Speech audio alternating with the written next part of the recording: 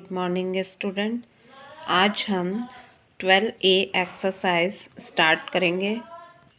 इस एक्सरसाइज को करने के लिए हमें पहले कुछ समझना पड़ेगा, कुछ बातें। जैसे सबसे पहले बहुभुज केवल रेखाखंड से बना सरल बंद वक्र बहुभुज कहलाता है।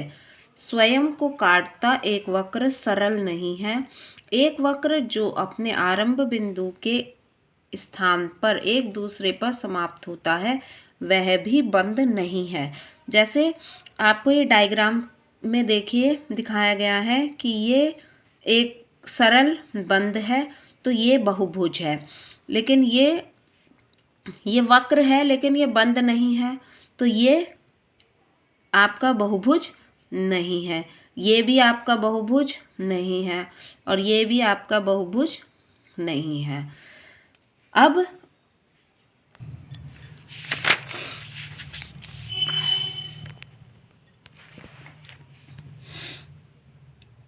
ये जो एक्सरसाइज है आपकी चतुर्भुज पर आधारित है।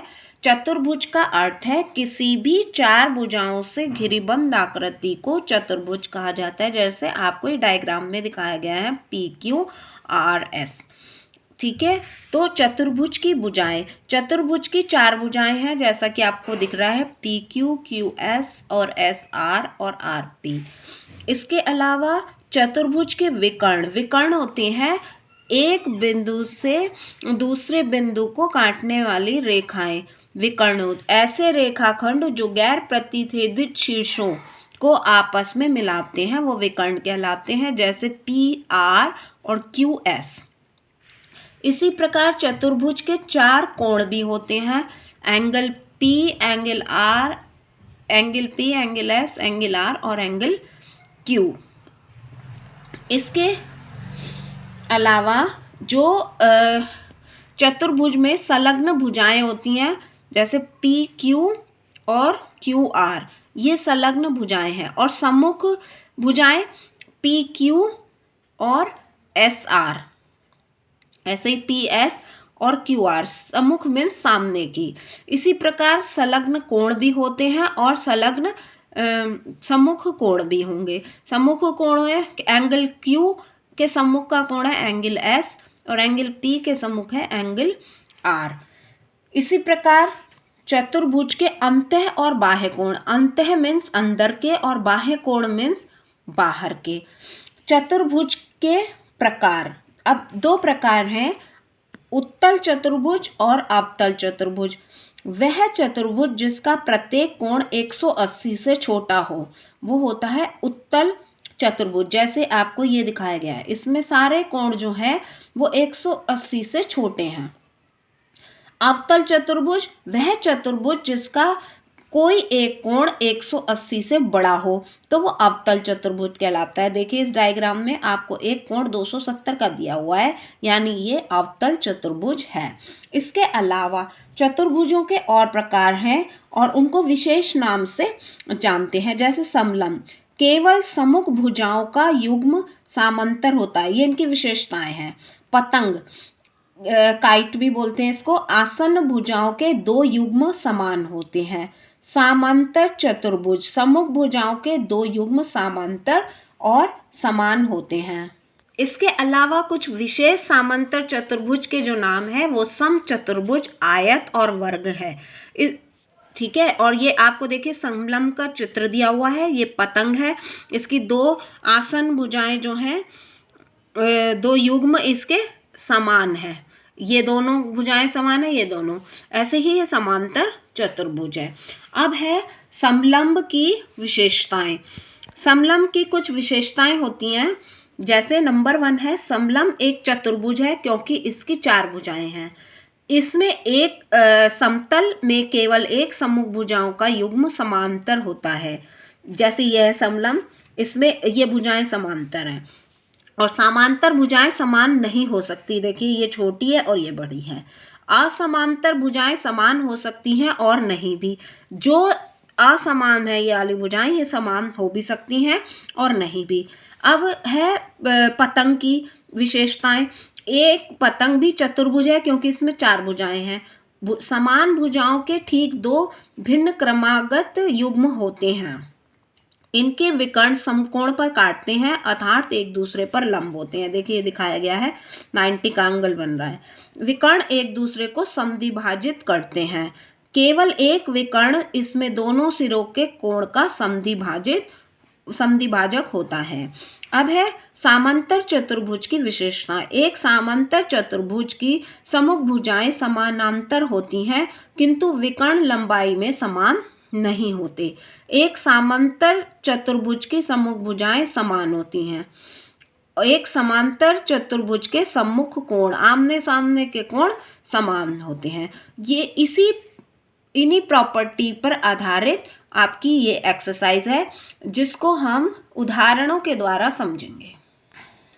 देखिए उदाहरण नंबर 1, एक समांतर चतुर्भुज KLMN का परिमाप ज्ञात कीजिए।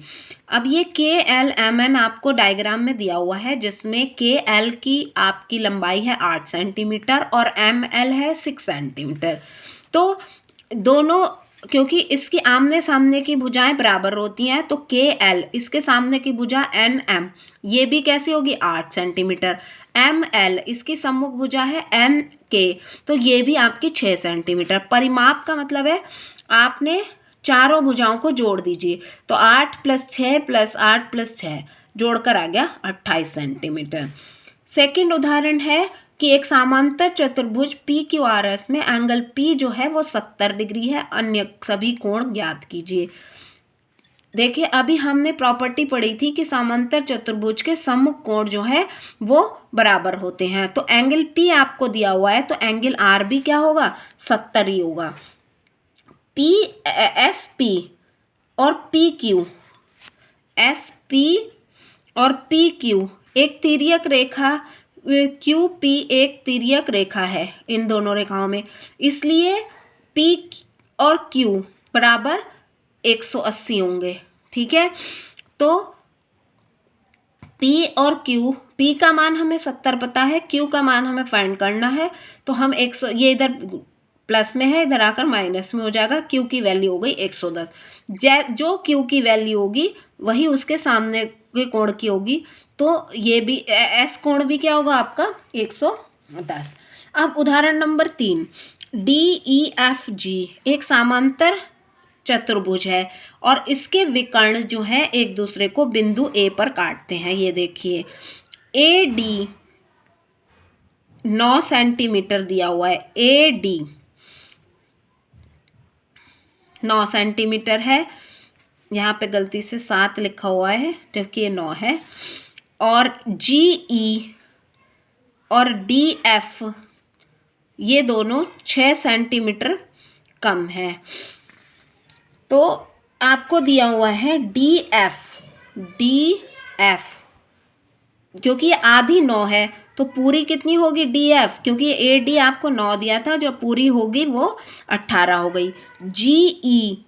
GE कितनी है DF से 6 कम, तो DF कितना निकला हमारा 18, उससे 6 कम यानी कि 12। अब हमें AE की लंबाई ज्ञात करनी है। AE क्या है GE की आधी, तो GE का 1/2 निकाल लेंगे यानी 12 का आधा 6 सेंटीमीटर। ठीक है, उदाहरण नंबर 4, एक समांतर चतुर्भुज के 2 आसन कोणों की माप समान है। समांतर चतुर्भुज के प्रत्येक कोण की माप ज्ञात कीजिए। मान लो समांतर चतुर्भुज का प्रत्येक कोण x डिग्री है तो समांतर चतुर्भुज के आसन कोणों का योग 180 होता है। तो x + x बराबर 180, तो x और x जुड़ गए 2x हो गया। तो 2 इधर गुणा में है इधर भाग में आ जाएगा तो 90 डिग्री। क्योंकि एक समांतर चतुर्भुज के कोण समान मापों के होते हैं इसलिए समांतर चतुर्भुज के प्रत्येक कोण की माप 90 डिग्री होगी। इन्हीं उदाहरणों और जो प्रॉपर्टी आपको समझाई गई है इसी पर आधारित आपकी एक्सरसाइज है जो कि आपको वर्कशीट के रूप में सॉल्व करवाई जाएगी। Okay student, good bye.